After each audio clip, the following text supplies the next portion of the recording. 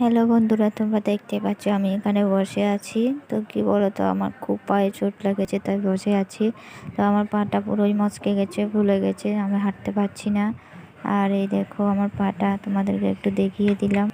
পাটা এমনভাবে মচকে যাবে আমি ভাবতেও পারিনি। তো কি বলো তো, ছাগল আর গরুটাকে নিয়ে আমি নিচের দিকে যাচ্ছিলাম, ওখানেই পড়ে গেছি আমি। পরে গিয়ে পাটা মচকে গেছে, তখন তো মালুম হয়নি। এখন দেখছি পুরোই ব্যথা করছে, অনেক বেশি ব্যথা করছে। তবু কি করা, কাজ তো করতেই হবে। এখন প্রচুর ব্যথা করছে, তাই বসে আছি। তারপর উঠে আমি ঘরটাকে ঝাড় দিয়ে দিলাম, কারণ কি বলতো আমি ঘরটা ঝাড় দিইনি। তো এখন উঠে তারপর ঝাড় দিয়ে নিয়েছি, আর কোনো কাজই করতে পারলাম না। তো তারপর কি করলাম, আমি স্নানটা করে নিলাম। তো স্নান করে পুজোটাও দিয়ে দিয়েছি। তো কী বলতো, কোনো কাজই করার মতো না, আমি হাঁটতেই পারছি না যে অন্য কাজ করবো, তাই স্নান টান করে নিয়েছি।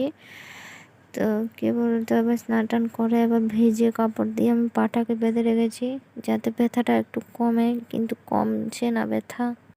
ঘুমিয়েছিলাম, ঘুম থেকে উঠে বাদাটা খুললাম, খুলে দেখি এটার এই অবস্থা। কী বলতো, এটাকে সহ্য করার মতন না। আমি তো কোনোভাবেই সহ্য করতে পারছি না ব্যথাটা। মনে হচ্ছে এভাবে যাবে না। তবুও কী করা, থাকতে তো হবে ও আসা পর্যন্ত।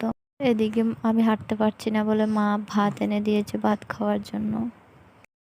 বাবা একটু পরে এসে আমার পাটাকে আদর করে দিয়ে